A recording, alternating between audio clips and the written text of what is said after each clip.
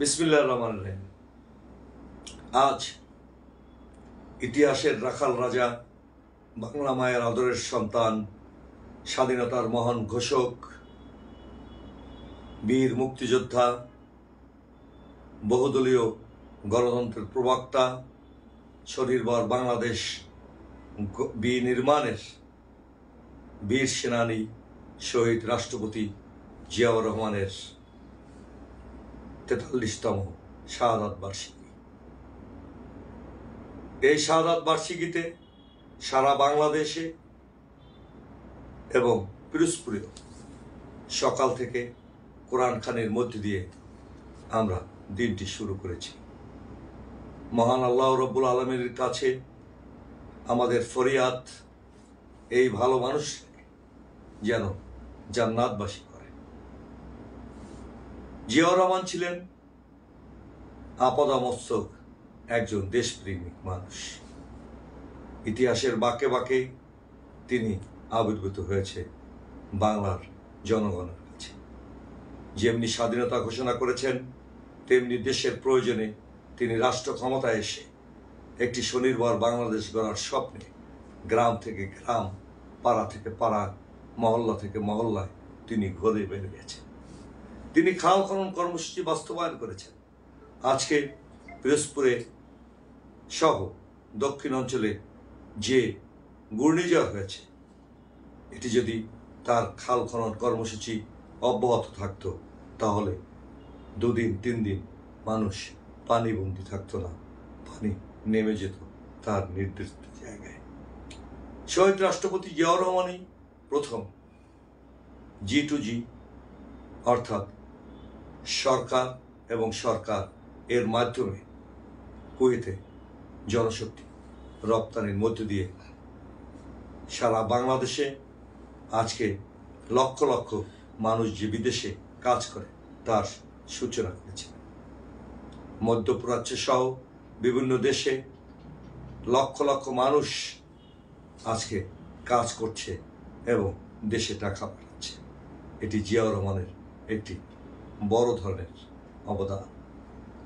তিনি back to back এলসির মাধ্যমে বাংলাদেশের গার্মেন্ট শিল্পের সূচনা করেন। তখন অনেক অর্থনীতিবিদ এ বিষয়ে না করার পরামর্শ দিলেও তিনি স্পষ্টই উচ্চারণ করেছেন, বাংলাদেশের মানুষকে কর্মসংস্থান দিলে তিনি কোনো অন্যায় করতে পারে না। আজকে প্রমাণিত হয়েছে প্রায় 1 কোটি মানুষ প্রত্যক্ষ এবং পরোক্ষভাবে এই শিল্পের সাথে জড়িত, যা জিয়াউর রহমানের অবদান। এদেশের একদলীয় শাসন ব্যবস্থা থেকে বহুদলীয় গণতান্ত্রিক ব্যবস্থায় তিনি ফিরিয়ে দিয়েছেন এবং আজকে যারা রাষ্ট্র ক্ষমতায় তারা তাদের পূর্বের নামে রাজনৈতিক কার্যকলাপ পরিচালনা করার সুযোগ পেয়েছে। এটিও জিয়াউর রহমানের অবদান। তিনি বুঝতেন 1971 সালে 2টি বিষয়ের উপর মানুষ মুক্তিযুদ্ধ করেছে। 1, ভোটের অধিকার অর্থাৎ কথা বলার অধিকার। 2, মানুষের অর্থনৈতিক নিরাপত্তা অর্থাৎ ভাতের অধিকার। তিনি এই 2টি জিনিসকে সামনে নিয়ে মানুষকে গণতান্ত্রিক চর্চা, মুক্তিযুদ্ধের চর্চা যে ব্যবস্থা করেছেন এবং ভোট ব্যবস্থাকে অত্যন্ত সুন্দর এবং পরিচ্ছন্ন করেছেন, পাশাপাশি স্বনির্ভর বাংলাদেশ গড়ার স্বপ্ন নিয়ে কৃষি বিপ্লব, শিল্প বিপ্লবকে তিনি এগিয়ে নিয়ে গেছেন। তিনি ছিলেন আন্তর্জাতিক প্রেক্ষাপটে একজন শীর্ষ নেতা। আলকুস কমিটির মাধ্যমে তিনি ইরান যুদ্ধের অবসান ঘটিয়েছেন। অথচ বিশ্বের পরাশক্তিগুলো 2 ভাগে ভাগ হয়ে মুসলিম বিশ্বের মধ্যে এক ধরনের অস্থিরতা সৃষ্টি করেছিল। জিয়াউর রহমানের হস্তক্ষেপে বিষয়টি শুরু হয়েছে। আজকে আমরা দেখতে পাচ্ছি মায়ানমার থেকে লক্ষ লক্ষ মানুষ বাংলাদেশে এসে আশ্রয় নিচ্ছে, পরিবেশ নষ্ট করছে, অর্থনীতিকে ধ্বংস করছে। কিন্তু জিয়াউর রহমান সেই সমস্ত মানুষকে আশ্রয় দিলেও মিয়ানমারকে স্পষ্টতই বলে দিয়েছিলেন 7 দিনের মধ্যে এই মানুষগুলোকে ফেরত না নিলে চূড়ান্ত ব্যবস্থা গ্রহণ করা হবে। তারা ফেরত দিতে বাধ্য হয়েছিলেন। তার পররাষ্ট্র নীতি সকলের সাথে বন্ধুত্ব হলেও কারো সাথে প্রভু এবং বিত্তর আচরণ ছিল না। তিনি ছিলেন স্বাধীনচেতা এবং একজন সৎ, ভালো মানুষ, সাহসী মানুষ। তারই উদ্যোগে এই অঞ্চলের অর্থনৈতিক ব্যবস্থাকে এবং সংস্কৃতি এবং সকল বিষয়ে ঐক্যমত ধারণ করে অর্থনৈতিক ব্যবস্থাকে চাঙ্গা করার জন্য সার্ক গঠন করা হয়েছিল। আজকে সার্ক মৃত্যুপ্রায়, কিন্তু জিয়াউর রহমান সমস্ত প্রতিবেশী সকল রাষ্ট্রকে নিয়ে একটি মোর্চা গঠন করে বিশ্ব রাজনীতিতে একজন শীর্ষ নেতা হিসেবে আবির্ভূত হয়েছিল।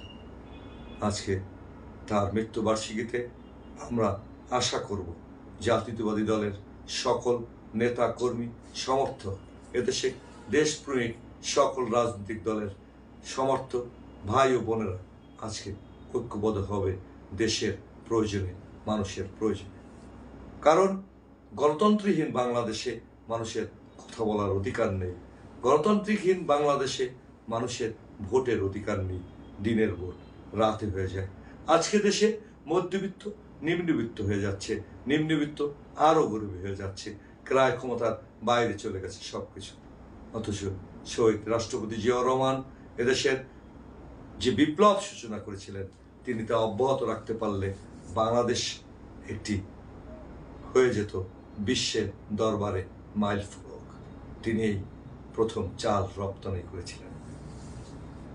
তাই আসুন বন্ধুরা, আজকে সকলে তার রুহের মাগফিরাত কামনা করি এবং